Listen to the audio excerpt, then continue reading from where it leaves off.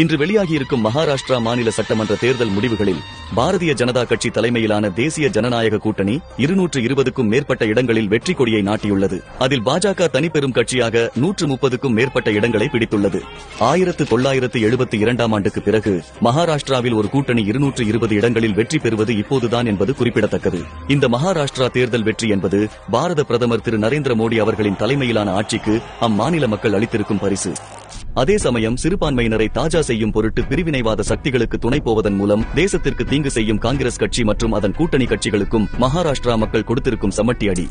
மகாராஷ்டிராவில் இந்த வெற்றி பாரதிய ஜனதா கட்சி பெறும் 3வது தொடர் வெற்றியாகும். 2014, 2019, 2024 என 3 முறையும் பாரதிய ஜனதா கட்சி தலைமையிலான கூட்டணிக்கே அம்மாநில மக்கள் வெற்றி தேடி கொடுத்துள்ளனர் என்பது குறிப்பிடத்தக்கது. RSS இயக்கம் 100ஆண்டு விழாவை கொண்டாடும் இந்த நேரத்தில் அதன் தலைமையகம் அமைந்திருக்கும் மகாராஷ்டிரா மாநிலத்தில் கிடைத்திருக்கும் இந்த வெற்றி இந்துத்துவத்திற்கான வெற்றியாகவே பார்க்க